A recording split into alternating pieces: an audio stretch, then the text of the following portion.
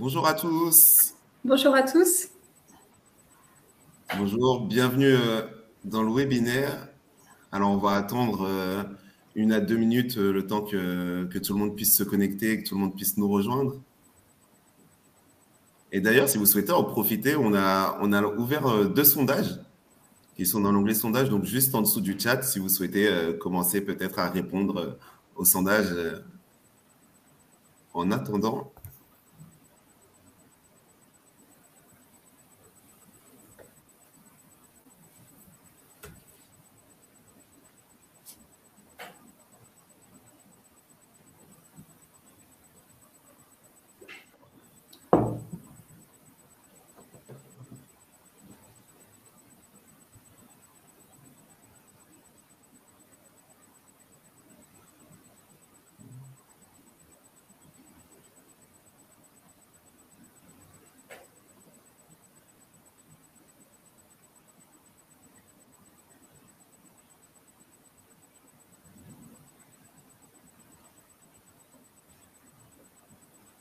Bonjour, bonjour à tous ceux qui nous rejoignent.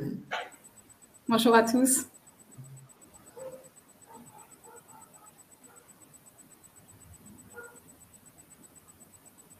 Ok, super. Écoute, Julie, je pense qu'on Ouais, va pouvoir commencer. ça marche. Alors, on est réunis aujourd'hui pour évoquer un sujet qui prend de plus en plus d'importance dans les réflexions des entreprises, c'est la santé mentale et comment pouvoir intégrer cet enjeu dans sa démarche QVCT en 2023. Alors, juste avant, on va commencer par se présenter. Julie, je te laisse peut-être te commencer. Ça marche. Alors moi, du coup, je suis Julie Théodoro, donc psychologue, coach et formatrice. Dans ma pratique, je mets en place des séances de psycho-coaching individuelles, notamment à destination des salariés. J'anime aussi des séances, des expériences, on va dire, de formation, plutôt à visée de développement personnel et professionnel. Et du coup, j'anime des actions de communication, que ce soit à visée préventive, de sensibilisation, ou tout simplement de partage et de co-création comme aujourd'hui. Donc, merci beaucoup, Joshua, pour ton invitation. C'est un plaisir d'être avec vous aujourd'hui. Avec grand plaisir. Je vais en profiter pour me présenter également. Donc, Joshua, moi, je suis le partenaire des entreprises au sein de Positive You. Donc, j'accompagne les entreprises sur la mise en place de tout ce qui va tourner autour de la santé mentale. Donc, Positive You, nous, on intervient et sur l'accompagnement psychologique, notamment avec la mise en relation par visioconférence entre les psychologues et les salariés, mais également sur un certain nombre de sujets qui vont être attraits à la sensibilisation, à la prévention et tout ce qui va tourner autour du bien-être des salariés et des collaborateurs. Et donc, je pense que, OK, on peut continuer. Donc, aujourd'hui, on va parler de QVCT. Donc, QVCT, qu'est-ce qu'on entend par cet acronyme?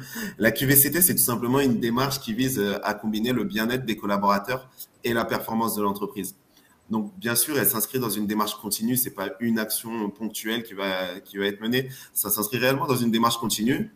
Et depuis le 31 mars, donc l'acronyme de QVT pour qualité de vie au travail a laissé la place à la QVCT pour qualité de vie et des conditions de travail. Et donc, ce nouvel acronyme, il vise à renforcer la prévention de la santé au travail et à réaffirmer que la QVT, ça concerne les conditions de travail, le contenu du travail également, et les possibilités qu'elles ouvrent ou pas pour le collaborateur de pouvoir faire du bon travail dans un bon cadre, dans une bonne ambiance. Elle va nous permettre de nous recentrer également sur les pratiques managériales, sur les relations interpersonnelles.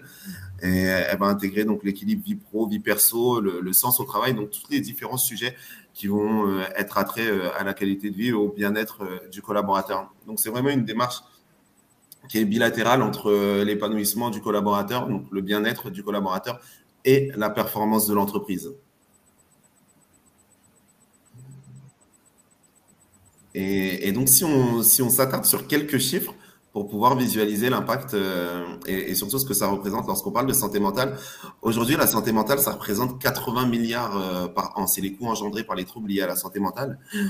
On a 9 salariés sur 10 qui considèrent leur employeur comme responsable de leur bien-être au travail. Donc, c'est un levier sur lequel les salariés attendent énormément les entreprises. Aujourd'hui, c'est devenu les troubles liés, les difficultés psychologiques, ça représente la deuxième cause d'arrêt maladie devant les troubles musculo-squelettiques qui ont longtemps été en deuxième position. Donc, ça montre bien qu'il y a eu une évolution du paradigme et une évolution des attentes des collaborateurs pour que les entreprises puissent se saisir du sujet de la santé mentale. Et on sait que c'est pas toujours évident non plus pour les entreprises de pouvoir adresser ce sujet de la bonne manière, de savoir exactement ce qu'il en ressort. Et donc, c'est pour ça qu'aujourd'hui, on va pouvoir aborder ces deux thématiques que vont être la santé mentale et la qualité de vie et les conditions de travail, qui s'inscrivent dans une démarche commune. Et lorsqu'on parle de QVCT, aujourd'hui, il y a 6 thématiques qui vont composer une démarche QVCT. Il va y avoir notamment les relations au travail, donc qui font écho au dialogue social. C'est aussi tous les événements qui vont viser à créer de la cohésion de groupe, notamment via les team building. Les relations au travail, on va avoir le deuxième volet qui va lui plutôt s'axer sur le contenu du travail. Donc ça, c'est l'intérêt que va avoir le collaborateur pour les missions, pour le sens qu'il va avoir au travail, pour réduire la monotonie de son poste. C'est tout ce qui fait écho réellement au contenu du travail. Le volet santé au travail, lui, il va pouvoir s'adresser, on va pouvoir s'attarder un petit peu plus dessus parce que la santé mentale en fait partie. On a les risques psychosociaux également qui rentrent dans ce volet et toute la partie prévention. Sur le volet des compétences et du parcours professionnel, ça va accompagner toute la vie du collaborateur au sein de l'entreprise, de son intégration avec l'onboarding du collaborateur, jusqu'aux entretiens annuels, semestriels qui vont jalonner sa carrière et les actions de formation qu'on va proposer pour fidéliser le collaborateur et pour lui permettre de s'épanouir. On va avoir le volet égalité professionnelle, notamment avec les questions d'inclusion, de diversité, d'égalité homme-femme. Le volet management et engagement avec le partage de l'information et l'importance surtout que les collaborateurs puissent avoir une connaissance des stratégies qui sont décidées au niveau de la direction générale. Donc, ça va être tout ce qui va être attrait à la fluidification de la communication en interne, à la transparence pour tout simplement impliquer le collaborateur. Et donc, les enjeux en termes de QVCT, ils vont être multiples. On va avoir bien sûr les conditions de travail, le contenu du travail et les capacités à agir et à communiquer. Et donc, dans ces enjeux, depuis plusieurs années, les entreprises, on peut se rendre compte qu'elles agissent de manière plutôt réactive que par anticipation. Donc, on a vu avec l'évolution des métiers, la mutation des métiers, la crise sanitaire qu'on a eu récemment, les enjeux environnementaux, les nouveaux modes de communication. Donc, les entreprises bougent très vite. Elles bougent très vite et elles bougent en réaction justement à ces nouvelles situations qui émergent. Et un des enjeux phares de la QVCT, ça va être de pouvoir prendre un pas de recul sur toutes les actions qui ont été posées peut-être en urgence, pouvoir analyser, mesurer et évaluer donc l'impact de ces actions et ensuite décider des actions qu'on va conserver, qu'on va supprimer ou plutôt accentuer d'autres actions. Et donc, aujourd'hui, il y a une vraie évolution de la part des collaborateurs, notamment sur leurs besoins d'autonomie, sur l'adaptation managériale et l'entreprise doit répondre à ces enjeux. Et la QVCT est un des leviers qu'elle a à sa disposition pour pouvoir le faire.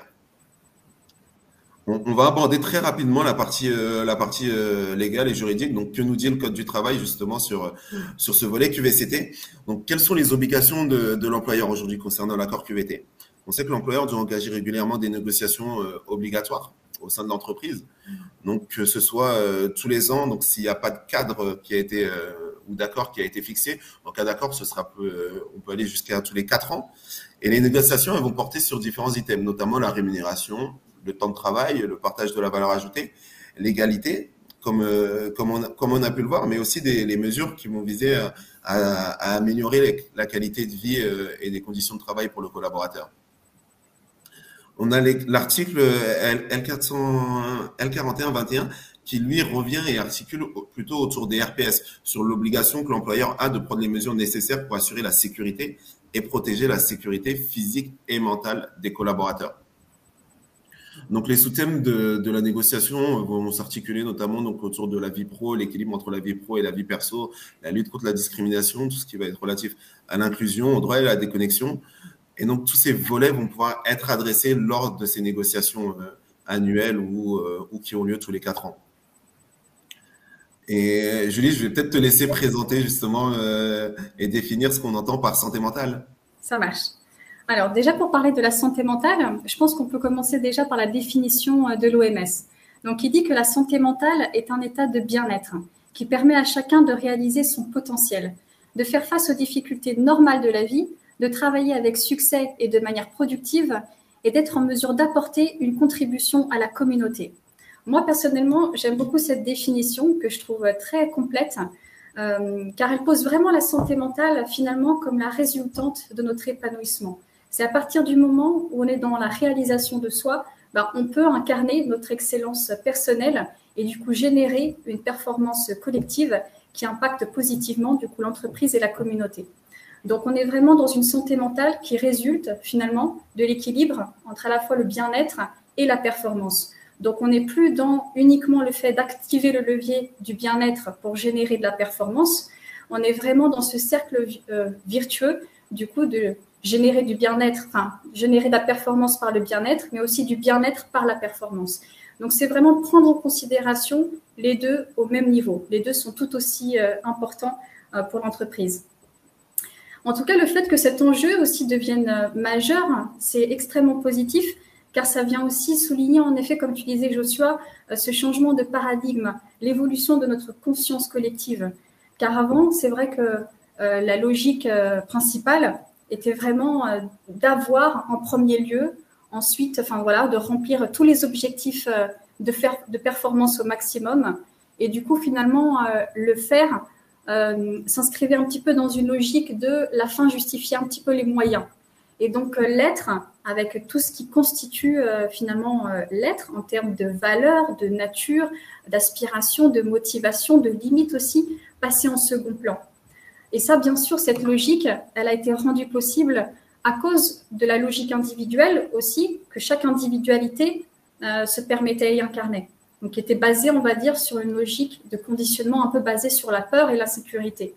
Et ça a généré une explosion finalement de souffrance et de maladies mentales. Donc, en termes de perte d'intérêt, de dépression, de perte d'estime, de confiance en soi, de démotivation, etc. Car c'est important de savoir aussi que la souffrance s'installe à différents niveaux. Elle commence d'abord au niveau mental, donc notamment à travers des pensées, on va dire, autodestructrices. Sauf que la majorité des personnes s'habituent un petit peu à cette voie dictatoriale. Elle s'installe ensuite au niveau émotionnel.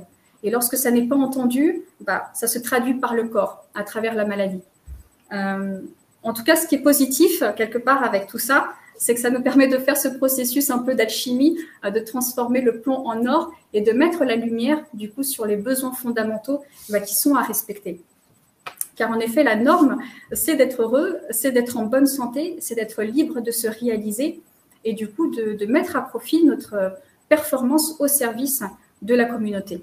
Et je pense qu'on arrive de plus en plus à ce consensus finalement qui se veut d'être, d'abord, c'est respecter finalement l'être humain qui a derrière le collaborateur et derrière le rôle professionnel pour qu'il puisse faire de manière performante, efficace, mais le plus humainement possible.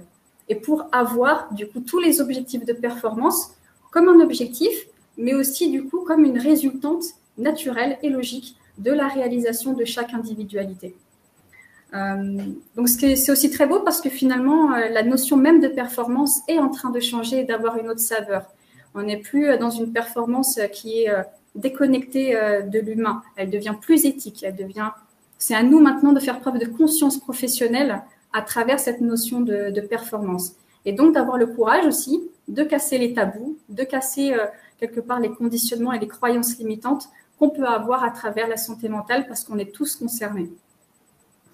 En tout cas, mon expérience auprès du coup des salariés m'a permis de mettre en avant des principales difficultés mentales. Et je pense qu'on a tous, de près ou de loin, en tout cas, cohabité et accompagné ces problématiques. En termes de causes, du coup, c'est celle que Joshua aussi a évoquée. Donc, c'est en termes des conditions de travail, du contenu du travail en lui-même, mais surtout, essentiellement, au niveau de la capacité à agir et à se positionner. Moi, ce que je vois, c'est que la majorité des salariés que j'accompagne n'ont pas les outils internes et les ressources externes pour justement faire face aux situations professionnelles et coagir avec leur environnement professionnel. Et ce qui induit de lourdes conséquences, déjà pour le salarié, mais aussi pour l'entreprise, qui peut connaître du coup à moyen et long terme de l'absentéisme, un fort taux de turnover, une diminution de la productivité, une démotivation des équipes, et donc un climat social qui devient de plus en plus conflictuel et violent pour tous les acteurs du coup qui interviennent. Une autre manière du coup d'expliquer ça, c'est à travers ce schéma que j'aime beaucoup, car en plus il peut s'appliquer absolument dans toute notre vie. Donc on a le premier modèle que j'appellerais le modèle, on va dire, fusionnel. On est dans une logique de dépendance où les acteurs, du coup, n'ont pas une place, un rôle et un espace définis. Donc les niveaux de responsabilité ne sont pas clairs. Il y a une confusion des rôles. Donc vraiment, le nous et le je, quelque part, fusionnent. Et ça, c'est vraiment source de souffrance au bout d'un moment. Car il faut savoir que dans notre nature profonde, nos besoins profonds, c'est de s'individualiser, c'est d'avoir une place définie, de pouvoir se révéler, se réaliser quelque part et de pouvoir mettre en place notre potentiel. Et pour ça, il faut savoir qu'est-ce qui nous appartient, qu'est-ce qui ne nous appartient pas, où est-ce que je peux aller, où est-ce que je dois m'arrêter. Donc ça peut avoir son sens au début de quelque chose, dans la création d'une organisation, par exemple, parce que c'est quelque part, ça génère aussi énormément de motivation et d'énergie, mais au bout d'un moment, ça ne tient pas.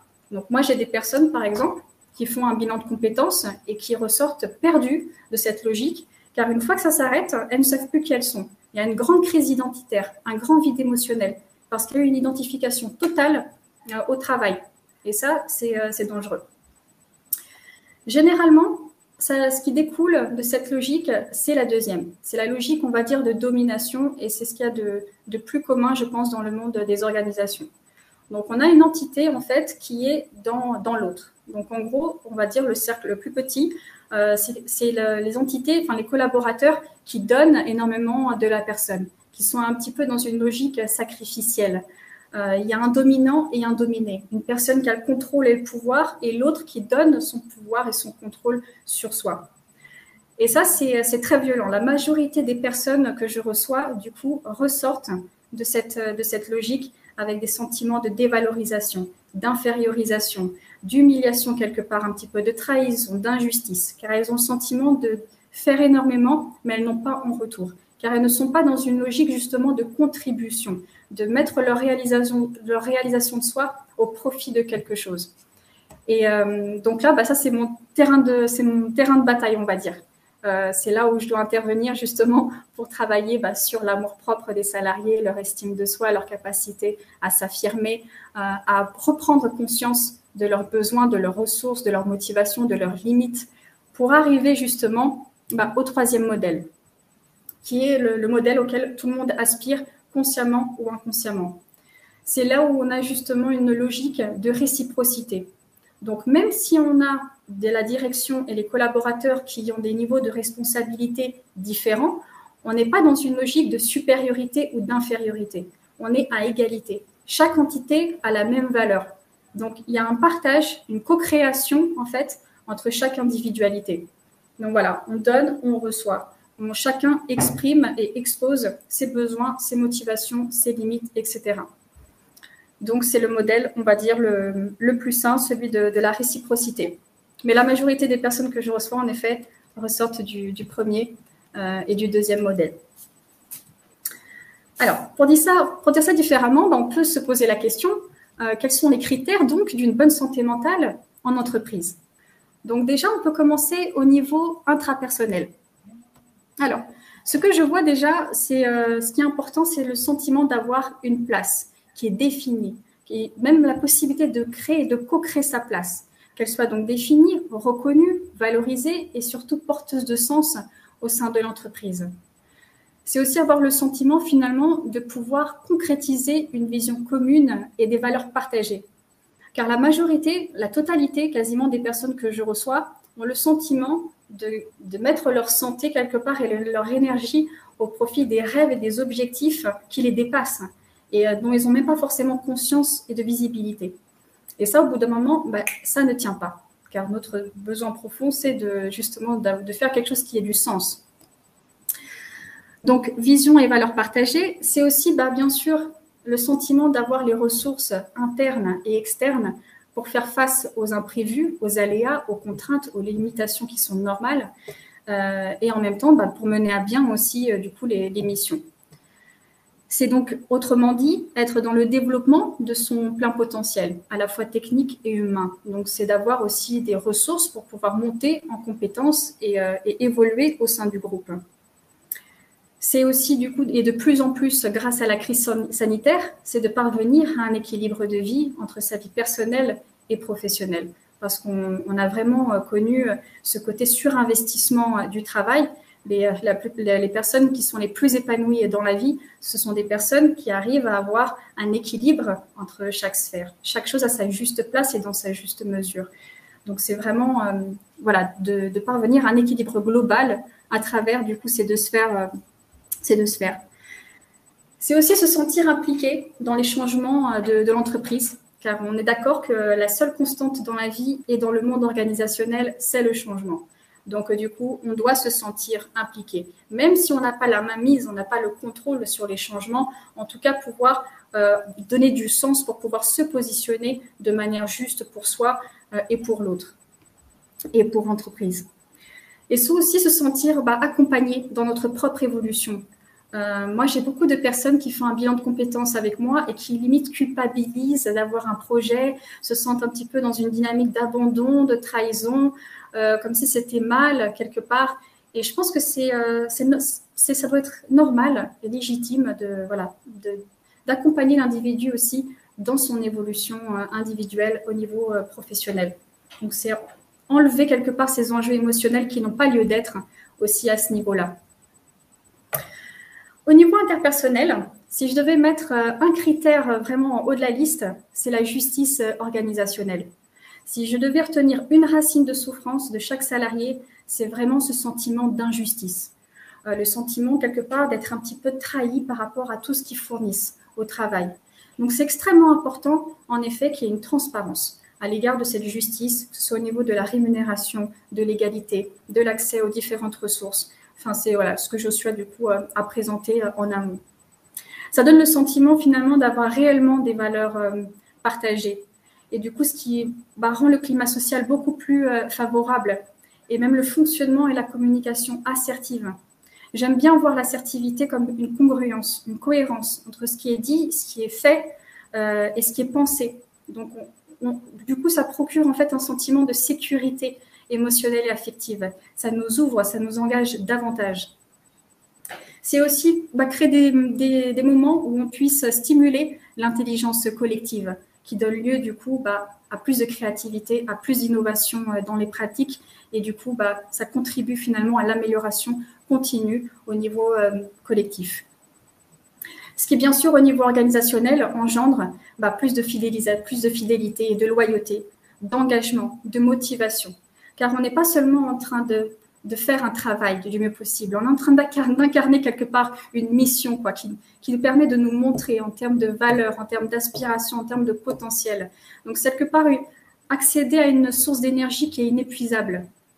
Donc, quelque part, l'amélioration continue, ce n'est même plus un objectif, finalement. C'est une résultante, c'est une conséquence naturelle et logique de l'épanouissement, on va dire, du salarié au sein du groupe. Ce qui, bien évidemment, fait l'effet domino d'engendrer une croissance à tous les niveaux. Et même l'entreprise, du coup, devient aussi une valeur ajoutée dans le tissu, on va dire, socio-économique, socio-professionnel. Donc, Joshua, peut-être que je te laisse la parole pour expliquer du coup comment ça se déploie au niveau de tous les échelons de l'entreprise. Super. Alors, merci Julie. Maintenant qu'on y va plus clair grâce à tes explications, aujourd'hui, la santé mentale, comment on peut l'adresser en entreprise? Ce qui est important de retenir, c'est que la santé mentale, c'est l'affaire de tous en entreprise. Aujourd'hui, on a un salarié sur deux qui est exposé et qui fait face en ce moment même à une difficulté d'ordre psychologique. Donc, c'est forcément le collègue d'un collaborateur, c'est également le manager ou le manager d'un collaborateur, c'est un membre de l'entreprise. Et donc, la réussite d'une démarche QVCT et de l'intégration de la santé mentale dans une démarche QVCT, c'est vraiment l'affaire de l'ensemble de l'entreprise et de l'organisation. Et c'est la synergie qu'on va avoir entre les différents pôles qui va faire la réussite justement de la mise en place de ce type de solutions. Et là, le collectif, il est vraiment indissociable de l'individuel. C'est important qu'on apporte des solutions à titre individuel au niveau du salarié pour que le salarié puisse prendre le leadership et la responsabilité sur son bien-être et le rendre ainsi acteur de son bien-être et de sa santé mentale. Mais ça, c'est possible que, par exemple, via le manager, que le manager qui est le relais et le premier interlocuteur, bien souvent des collaborateurs. Et aujourd'hui, le manager, il se doit de mettre en place un maximum de bonnes pratiques, à la fois sur la charge de travail, sur le rythme du travail de chacun, sur la communication qu'il va adresser au niveau de ses équipes. Mais il faut bien se garder en tête que le rôle du manager, il peut avoir ses limites sur l'aspect de la santé mentale. Et donc, c'est là où les ressources humaines, les équipes de ressources humaines vont souvent prendre le leadership et piloter la mise en place d'initiatives et d'outils qui vont permettre aux salariés de pouvoir prendre en charge sa santé mentale. Et l'idéal, c'est effectivement qu'on ait une culture d'entreprise qui soit parfaitement alignée avec ça et que ça émane de la direction. Parce que lorsque ça émane de la direction et que l'ensemble des parties prenantes est concerné par la santé mentale, que tout le monde va prendre la responsabilité, et là, on peut réellement parler de co-responsabilité parce que l'ensemble des acteurs et des parties prenantes prennent leur responsabilité à leur niveau pour pouvoir impacter justement la mise en place d'une démarche santé mentale et de qualité de vie au travail. Si on doit aller un petit peu plus loin et se demander, OK, comment aujourd'hui on peut l'intégrer, comment aujourd'hui on peut le piloter à tous les échelons, on peut l'illustrer par un exemple. Aujourd'hui, comment adresser la santé mentale? On sait que lorsque les collaborateurs, en tout cas, c'est énormément remonté de la part des collaborateurs, que lorsqu'ils sont en situation, par exemple, d'arrêt maladie, ils vivent parfois un sentiment un petit peu d'abandon de la part de l'entreprise. Mais l'entreprise, elle est bloquée entre les obligations légales qui lui interdisent de rentrer en communication avec le salarié qui est en arrêt maladie et au final, donc, le sentiment d'abandon que peut ressentir le collaborateur. Et donc, c'est là où la mise en place de solutions, de soutien psychologique ou la mise en place d'outils, ça va permettre aux collaborateurs de se dire, ah, OK, je suis en arrêt maladie, mais je suis accompagné quand même par mon entreprise. L'entreprise a mis des choses en place. Il y a toujours du lien avec l'entreprise et il y a une réelle volonté de pouvoir prendre soin de ma santé mentale. Et le fait d'adresser la santé mentale, la manière dont la santé mentale peut être adressée en entreprise, on sait que c'est un très grand sujet de réflexion au sein des entreprises qui se demandent, OK, comment on va pouvoir adresser la santé mentale en ayant une approche qui soit positive sans pour autant véhiculer un message qui pourrait être de se dire que, attention, ça va pas bien dans notre entreprise. Et souvent, je fais le parallèle en expliquant que lorsqu'on prend soin de la santé physique de nos collaborateurs, notamment par le déploiement, que ce soit des abonnements à la salle de sport ou la mise en place d'activités, par exemple, sur la santé physique, on est d'accord qu'on prend soin de la santé physique des collaborateurs et que c'est une bonne chose. Sur la santé mentale, sur le volet santé mentale, c'est exactement la même chose. Il n'y a pas de tabou à avoir, même si on est une ère où il y a encore un petit peu de tabou autour de la santé mentale, mais il n'y a vraiment aucun tabou à avoir. Prendre soin de la santé mentale des collaborateurs, c'est de la même manière que prendre soin de la santé physique, c'est leur montrer qu'on est impliqué, qu'on se soucie de leur santé mentale et qu'on est là pour les outiller et pour leur permettre d'avoir la meilleure santé mentale possible. Et qu'en tout cas, l'entreprise, elle répond à sa responsabilité sur ce volet-là. Et aujourd'hui, même si la considération du mal-être psychique, elle est grandissante, c'est-à-dire que les entreprises ont tendance à prendre conscience justement de l'impact et de l'importance de la santé mentale, on sait que les causes, elles restent un petit peu inconnues. Et donc, on va s'y intéresser juste après. Mais ce qui est important donc, de comprendre, c'est que la santé mentale, ce qu'il faut retenir, c'est que la santé mentale, c'est l'affaire de tous. On a tous un collègue, on est peut-être même concerné ou on a un collègue qui est concerné, donc on l'a vu, c'est un collaborateur sur deux. Donc, on sait que c'est l'affaire de tous et l'adresser, donc, c'est également la co-responsabilité de l'ensemble de l'entreprise. Donc, que ce soit pour l'adresser avec les services de communication interne qui vont accompagner sur la manière dont on va adresser le sujet, parce qu'il y a une particularité peut-être en fonction des secteurs d'activité. Et c'est là où c'est tout l'intérêt d'être accompagné par Positivio ou même d'autres acteurs sur le déploiement, parce qu'il y aura cette expérience des secteurs d'activité ou de la culture d'entreprise pour pouvoir l'adresser et adresser le sujet de la santé mentale en lien justement avec les valeurs et la culture d'entreprise de la boîte qui va le déployer. Et une des manières d'adresser la QVCT, la santé mentale, le bien-être, donc j'ai dit tout à l'heure, tu faisais le lien effectivement en disant que c'est une résultante, hein, la santé mentale. Et si on fait le lien avec la performance, parce que la santé mentale, c'est adressé aussi bien pour les collaborateurs que pour l'organisation. C'est l'organisation qui va bénéficier d'une meilleure performance, d'une performance qui sera accrue grâce au bien-être des collaborateurs. Et c'est une boucle vertueuse au final qui s'auto-alimente avec la performance et le bien-être du collaborateur. Et donc, dans le cadre de cette démarche QVCT, les retours qu'on a sur cette partie-là, c'est que effectivement, Le fait de mettre en place une démarche QVCT, ça va avoir un impact sur les collaborateurs, aussi bien sur leur sur leur engagement, sur leur application, sur la manière dont ils vont s'investir pour l'entreprise, mais sur leur santé mentale aussi, avec la réduction du stress et de l'exposition aux risques psychosociaux. Parce que justement, les choses ont été mises en place.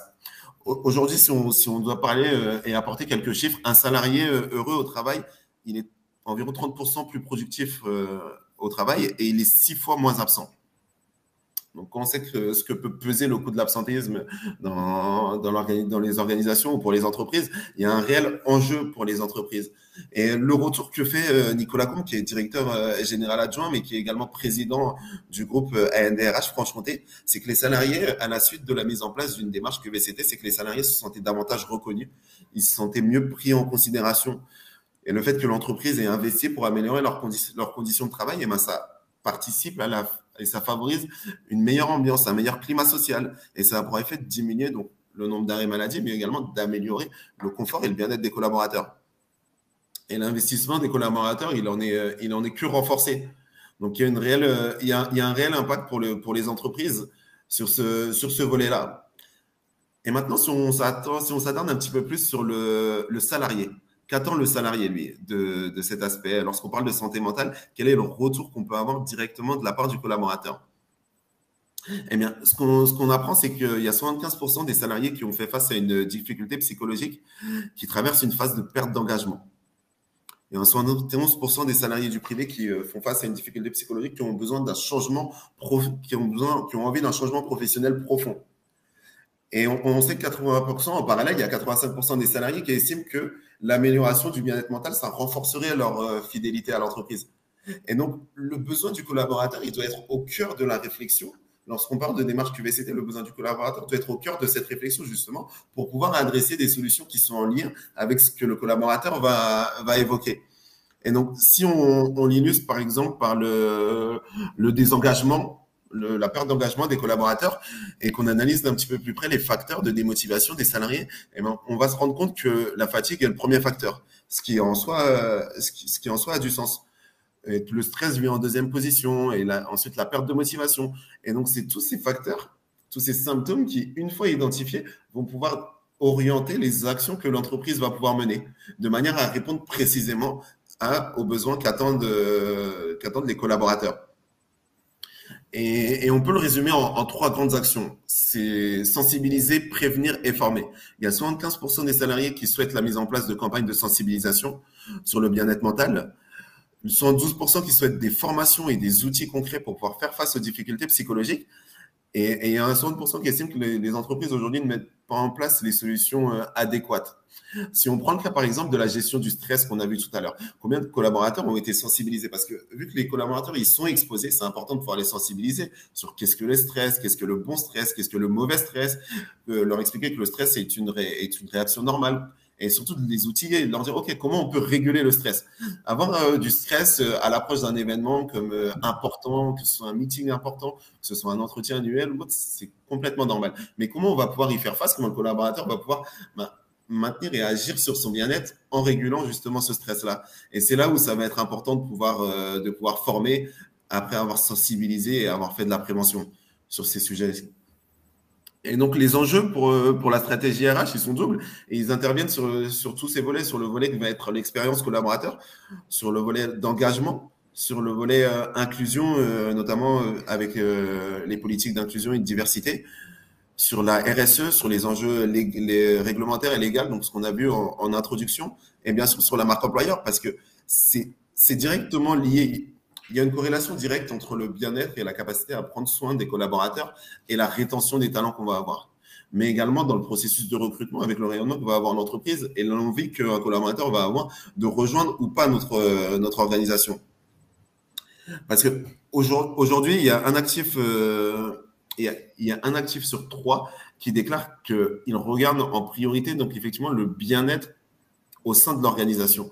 Et donc, c'est vraiment un facteur déterminant aujourd'hui d'attraction et de rétention de talent, qui est souvent l'enjeu phare pour les acteurs des ressources humaines. Et donc, concrètement, comment aujourd'hui on peut agir sur ces aspects-là, sur la santé mentale. Donc, on peut le structurer sur 3 grands volets. Le volet organisationnel, donc c'est structurer une organisation bienveillante. Il y a environ 7% des collaborateurs qui osent parler de leurs difficultés psychologiques au RH ou au manager. Donc, structurer une organisation bienveillante, c'est tout simplement instaurer un climat social qui favorise la prise de parole, qui favorise le fait qu'on puisse échanger. Et dialoguer aujourd'hui, c'est pas forcément être dans la plainte. Hein. Dialoguer, c'est aussi expliquer ce qui fonctionne, ce qui peut être dupliqué dans un autre service et comment on va pouvoir tous ensemble, collectivement, adresser ces sujets. Au niveau organisationnel, c'est également le fait d'identifier et de diagnostiquer les nouveaux risques professionnels, notamment par la mise en place d'outils d'audit. Nous, ce qu'on fait beaucoup chez Positive You, c'est des audits de la qualité de vie au travail, où on va mesurer l'alignement que le collaborateur peut avoir entre le poste occupé, la culture d'entreprise et sa personnalité. Et ça nous permet de voir le delta qu'il y a entre la situation actuelle du collaborateur et ses attentes. Et le fait de pouvoir identifier et diagnostiquer ces facteurs-ci et ces nouveaux risques, ça va pouvoir driver directement les actions qui vont pouvoir être menées. Les entretiens annuels, je sais qu'on est en pleine période d'entretien annuel dans beaucoup d'entreprises. C'est propice justement au fait de pouvoir identifier, d'aller un petit peu plus loin dans le diagnostic de la QVT des collaborateurs. Et si la santé mentale aujourd'hui, elle est primordiale pour la performance des équipes, c'est bien le manager qui a un rôle fondamental parce que c'est le manager qui est au cœur de l'action et c'est le manager qui bien souvent va avoir un impact sur le bien-être de ses équipes. Aujourd'hui, on sait qu'il y a 50% des salariés qui démissionnent, qui ne quittent pas une mission, qui ne quittent pas un poste, mais qui quittent la relation qu'ils ont avec leur supérieur, donc avec leur manager. Et donc, ça nous amène directement sur le volet managérial. C'est important de pouvoir outiller ces managers-là et de les aider à développer leurs soft skills, mais également de les former.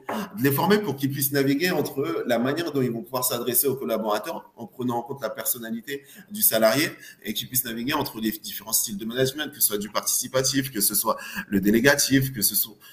C'est important de les outiller. Il faut que les managers puissent avoir la possibilité de pouvoir naviguer entre ces différents styles de management, mais surtout qu'ils aient les moyens de pouvoir accompagner les collaborateurs au plus proche.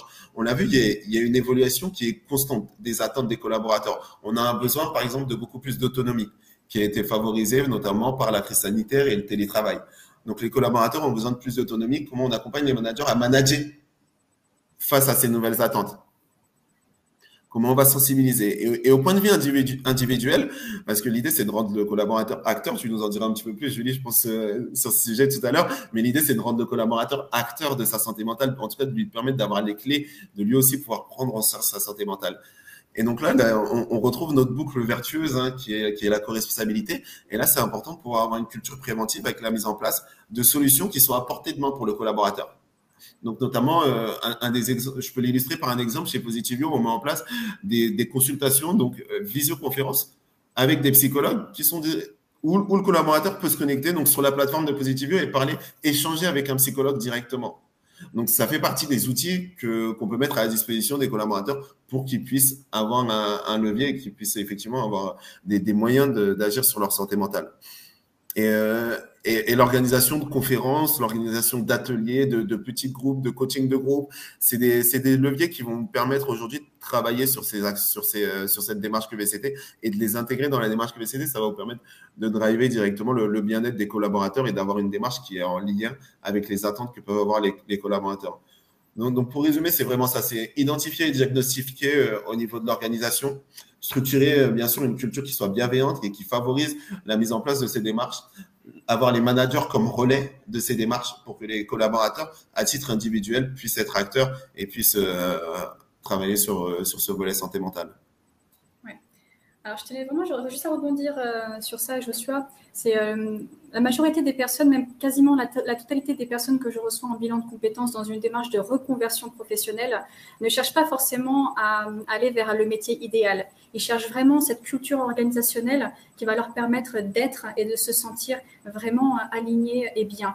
Je pense que de plus en plus de personnes arrivent enfin à cette conscience, à cette évidence, quelque part, à cette conviction qu'aucun salaire, aucune personne, aucun manager, aucune situation professionnelle ne vaut la peine de se sentir en souffrance et malmené ou violenté ou je ne sais quoi. Donc ça, c'est vraiment la priorité, je pense, de plus en plus pour les personnes. Mais tout ça, bien sûr, est possible en rendant, donc en ayant quelque part le courage de rendre le salarié donc acteur de tout ça. Car en effet, il n'est plus question d'exercer son pouvoir sur les salariés, mais bien de leur donner le pouvoir de se réaliser au service d'une mission qui est partagée. Et pour ça, c'est justement se saisir des opportunités donc d'évolution. Et ça, ce déploiement donc de l'accompagnement peut intervenir donc au niveau préventif, curatif et proactif. Donc au niveau préventif, comme Joshua l'a expliqué, donc c'est anticiper les risques psychosociaux, c'est de bénéficier du coup de l'expertise des groupes, l'expertise globale du coup que des groupes ont, donc notamment au niveau des enjeux du marché de l'emploi ou de différentes entreprises et de différents secteurs, pour déployer une démarche qui soit justement réaliste quelque part et qui prend en considération les véritables besoins des collaborateurs. Donc, c'est augmenter finalement les ressources à la fois psychologiques, émotionnelles, relationnelles, professionnelles, pour que les salariés, les collaborateurs soient plus résilients face aux aléas, face aux imprévus, face aux changements, mais aussi qu'ils puissent injecter dans leur pratique plus de créativité quelque part, qu'ils aient aussi plus la capacité de se réinventer et de trouver des solutions d'eux-mêmes pour sortir aussi un peu de la logique victimisante ou d'être toujours dans une logique d'attente et de déresponsabilisation qui alimente la culture un petit peu infantilisante qu'on a pu voir jusqu'à présent. C'est bien sûr intervenir au niveau curatif, donc de pallier aux risques identifiés, à la souffrance qui est avérée. Donc, de manière concrète, c'est vraiment faire le bilan de la situation qui génère du stress, de la souffrance, comprendre quelle est ma part de co-responsabilité dans la souffrance identifiée, dans le risque identifié, quels sont du coup les axes de changement à déployer avec moi-même, avec les autres. J'ai aussi beaucoup de personnes qui réalisent parfois que le problème finalement n'est pas forcément à l'extérieur, le problème il venait aussi à l'intérieur de cette part de co-responsabilité qui n'était pas assumée justement, et donc ça débloque énormément de choses. Donc, c'est déployer des solutions qui correspondent vraiment aux besoins des salariés, mais tout en prenant en considération, du coup, les enjeux aussi de l'entreprise. C'est aussi savoir accompagner quand ça ne va pas, parce que c'est normal. C'est aussi une illusion, il faut faire attention aussi à vouloir toujours être dans une dynamique aussi de bien-être, de réalisation, d'excellence personnelle. Non, comme je disais avant, que ce soit des salariés, ce sont des êtres humains et on a tous des moments de down ou de chute où ça ne va pas et c'est normal. La question, c'est quels outils on peut mobiliser, comment on peut accompagner aussi ça sans alimenter cette culture quelque part de la performance à tout prix, de la perfection, où il faut être un peu des guerriers qui n'ont pas le droit de faiblir. Donc, c'est vraiment trouver cet équilibre-là, quoi. Et ça s'apprend. Et donc, pour ça, c'est justement sortir de cette logique de réactivité, où on trouve des solutions seulement en cas de crise. Quand on se prend un mur ou quand on touche le fond du trou, généralement, c'est là que les personnes viennent me voir quand la situation, elle est vraiment installée, quoi. Non, là, c'est de se dire on a notre devoir d'être proactif. Donc, d'être pas en pilotage automatique, mais d'être vraiment, du coup, lucide de ce qu'on est en train de mettre en mouvement, de ce qu'on est en train de co-construire, j'ai envie de dire. Donc, c'est ça, c'est d'offrir une expérience collaborateur qui soit optimale, à la fois humaine, mais en même temps qui soit aussi dirigée, orientée vers la performance. C'est anticiper les tendances et les besoins des collaborateurs. Donc, c'est vraiment aussi de faire ce travail quelque part de veille et d'actualisation constante avec un marché du travail et des mondes, des univers organisationnels qui bougent très vite. Et c'est surtout, encore une fois, faire de la santé mentale, du bien-être, quelque part, de la réalisation de soi et de la performance, un objectif, une condition, mais aussi une résultante. C'est que nous sommes notre principal outil de travail. C'est une illusion de croire qu'on peut alimenter une performance en négligeant l'être humain qu'il y a derrière. Non, on a besoin d'une psyché, on a besoin d'émotions, on a besoin d'une énergie qui circule à travers le corps pour incarner notre rôle professionnel de la meilleure manière possible. Donc, c'est quelque part un devoir vraiment que de se saisir aussi de ce levier. Donc, peut-être en parlant de levier, Joshua, tu peux du coup enchaîner sur les actions concrètes. Bien sûr. Bien sûr. Et donc concrètement, comment on peut intervenir sur tous ces éléments qu'on a pu voir lors de ce webinaire. Donc, Positive You, nous, on accompagne les entreprises sur plusieurs volets. On les accompagne sur le volet individuel et collectif. Parce qu'on l'a vu ensemble, c'est important que la démarche, elle englobe et qu'elle concerne l'ensemble des collaborateurs. Et donc, pour ce faire, on a notamment donc, l'accompagnement psychologique. Donc, on l'évoquait tout à l'heure, avec la mise en place de solutions pour qui soient à portée de main immédiate pour le collaborateur, pour qu'en quelques clics, il puisse discuter par visioconférence avec un psychologue. Et donc, ça, c'est super intéressant et important, surtout pour le collaborateur, d'avoir ce type d'outils à sa disposition et de voir que l'entreprise, et contrairement aux chiffres qu'on voyait où les salariés évoquaient le fait que l'entreprise ne prend pas forcément en compte les sujets de santé mentale ou ne répond pas aux attentes des collaborateurs, c'est important qu'ils puissent voir que, OK, il y a des éléments, il y a des outils qui sont mis en place et qui sont à sa disposition. On a vu, c'est important de sensibiliser, c'est important de prévenir et c'est important de former également. Et donc ça, on va le faire de manière collective via les espaces d'échange, donc dans des ateliers où on mettra, dans des ateliers de co-développement, où on mettra bien sûr la capacité à faire bien en avant et lors des conférences. Et c'est important de souligner la capacité à faire parce que lorsqu'un manager ou un collaborateur assiste à un atelier, une conférence ou une formation, c'est important qu'il soit en capacité, dès la sortie, de pouvoir, sur le terrain, appliquer et mettre en application certains éléments. Et donc, c'est ce qu'on va faire, notamment autour de sujets comme la bienveillance et l'exigence, qui est un sujet qui prend de plus en plus de place dans l'accompagnement managérial, mais aussi sur la communication intergénérationnelle, sur la quête de sens, la gestion du stress, comment gérer son stress, sur des thématiques de harcèlement également, avec les comportements appropriés, les comportements inappropriés. Donc, on va avoir ces espaces d'échange et sinon, en one-to-one, vraiment, plutôt pour les managers, les psycho-coaching, qui leur permet de travailler un item de manière approfondie avec les psycho-coachs. Et enfin, donc, comme on l'a vu, hein, avant tout cela, c'est important de pouvoir identifier qu'attend le salarié, de quoi le salarié a besoin. Et ça, donc, l'outil d'audit QVT, c'est un outil qui nous permet de mesurer de manière assez précise et d'aller encore un petit peu plus loin que les outils de mesure comme le NPS, mais d'aller encore un petit peu plus loin justement sur l'état de qualité de vie au travail, en tout cas le delta qu'on peut avoir entre l'état actuel du salarié et ses attentes auprès de l'entreprise. Et ça permet de piloter des actions qui sont directement drivées par les besoins des collaborateurs. C'est des exemples d'accompagnement qu'on peut avoir chez Positive You. Et d'ailleurs, il y a un lien calendrier. Donc, si vous voulez qu'on discute de votre démarche QVCT de manière un petit peu plus détaillée et qu'on aborde ce que vous avez peut-être déjà mis en place, ou du moins les freins que vous rencontrez sur le déploiement, n'hésitez pas, via le lien calendrier, à prendre rendez-vous pour qu'on puisse poursuivre l'échange. Et ce qu'on va faire, c'est qu'on va pouvoir prendre, on a encore un petit peu plus d'une dizaine de minutes. Donc, Julie, on peut peut-être répondre aux questions. S'il y a des questions dans le chat, on va peut-être pouvoir répondre aux questions. Donc, n'hésitez pas dans le chat si vous avez des questions. Même à partager aussi, ouais.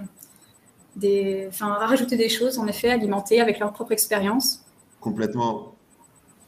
Si vous voulez nous faire part d'un retour d'expérience également. Je remonte dans le chat. Alors oui, bien sûr, le document sera disponible. Hein. Vous pourrez télécharger le document.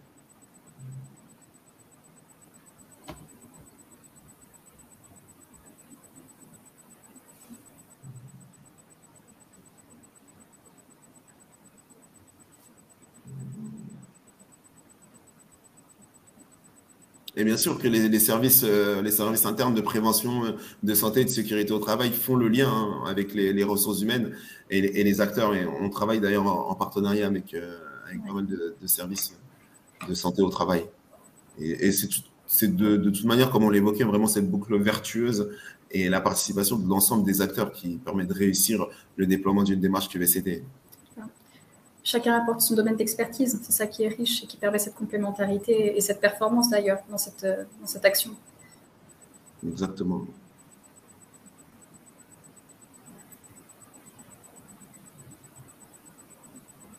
Alors oui, effectivement, le burn-out et le burn-out, c'est des thématiques qui sont de plus en plus évoquées parce qu'on parle beaucoup du burn-out.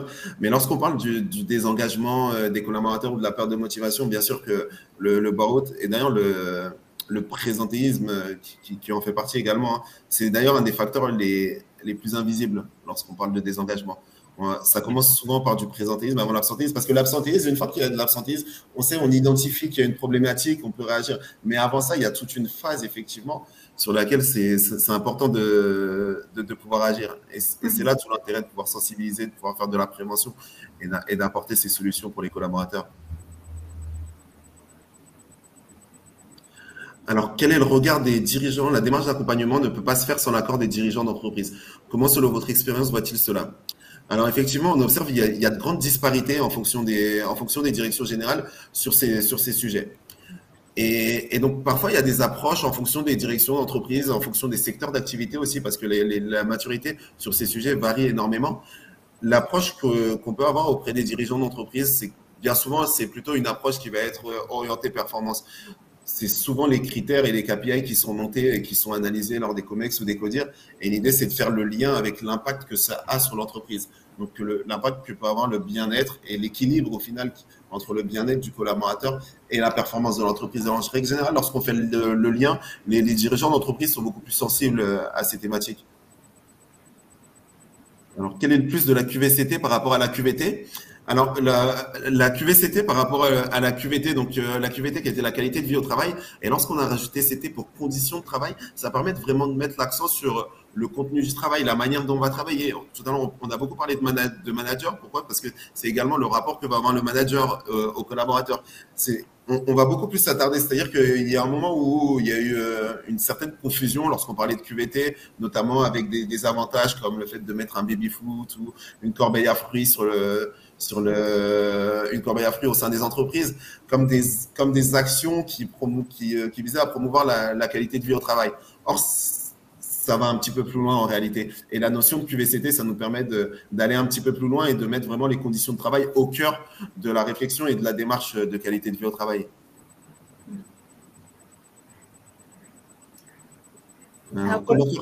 Oui, Julie, je t'en prie.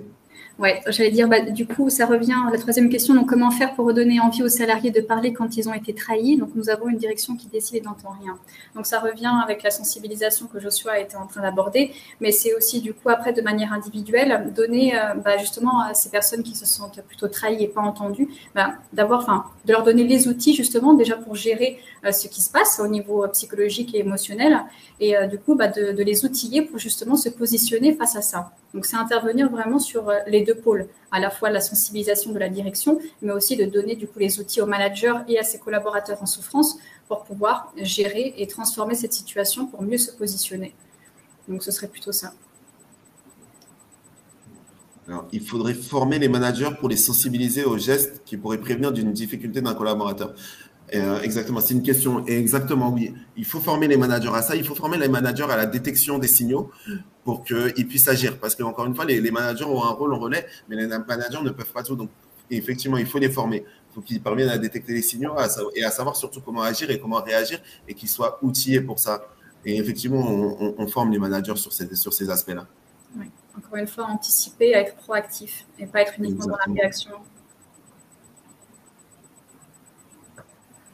Alors, que faire si retard et projets structurants à mener et évolution souhaitable de démarches plus participatives? La première dimension étant pour des questions de survie de l'entreprise, obligatoirement prise en priorité. Les dirigeants sont-ils inclus dans vos audits? Alors oui, bien sûr. L'idée, lorsqu'on réalise des audits QVT, c'est d'intégrer vraiment l'ensemble de la structure. Donc, les dirigeants sont inclus également dans les audits et ça nous permet d'avoir plusieurs analyses et d'avoir un regard aussi bien sur les décalages qu'on peut avoir au niveau de la direction. On l'évoquait en début de conférence, mais c'est le lien qu'il va y avoir au final entre la direction générale et les salariés. Et le fait de pouvoir avoir une certaine transparence, de pouvoir avoir une communication pour justement redonner confiance et donner de la confiance aux collaborateurs et qu'il y ait un alignement entre ces parties. Et que faire si retard et projets structurants à mener et évolution souhaitable de démarches plus participatives? Alors oui, c'est normal. Alors lorsque les entreprises vivent des cycles où sont exposées à des crises ou à des réorganisations ou autres, il peut y avoir effectivement des démarches prioritaires. Et c'est pour ça que la démarche QVCT, faut bien avoir à l'esprit que c'est une démarche qui est continue. Donc bien sûr qu'il y aura des actions qui seront prioritaires par rapport à la situation de l'entreprise avant de déployer peut-être d'autres actions. Et donc, lors des accompagnements, lorsqu'on fait le point, de toute façon, avant de déployer des solutions en entreprise, on prend toujours la température sur la situation de l'entreprise pour pouvoir, pourquoi pas, planifier et avoir un plan sur 1 an, sur 2 ans, sur 3 ans sur la QVCT. Donc, effectivement, c'est une course de fond, hein, la QVCT, c'est une action continue.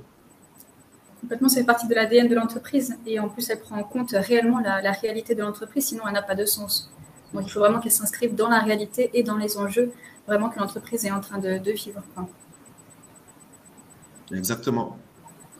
Alors, il y a toutes les ressources, les ressources qu'on a évoquées dans le webinaire sont disponibles. Vous pouvez bien sûr les télécharger. Donc, c'est la page qui s'affiche avec des articles, notamment pour aller un petit peu plus loin sur la QVT et la QVCT, mais sur les premiers secours dans santé mentale, qui fait partie des actions. On n'a pas eu le temps d'en parler, mais qui fait partie des actions aussi sur lesquelles on peut agir en entreprise, sur comment mettre en place et structurer la démarche QVCT. Donc, n'hésitez pas à télécharger ces articles-là. Il y a des livres blancs également sur la quête de sens, sur le bien-être au travail, auxquels vous avez accès, qui peuvent vous aider dans la réflexion. Et également, si vous souhaitez échanger sur cette démarche QVCT que vous déployez ou de santé mentale, n'hésitez pas à prendre rendez-vous via le lien Calendly.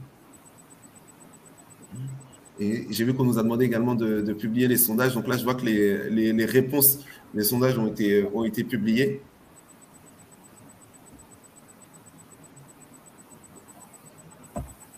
Alors, sur la question, quels freins rencontrez-vous lors du déploiement de la démarche QVCT? On voit la majorité, donc pour 37%, c'est la difficulté à faire adhérer et valider les actions auprès de la direction. Ouais. C'est ça. Et on en parlait effectivement tout à l'heure. Et c'est vrai que c'est un véritable enjeu de pouvoir faire adhérer les directions.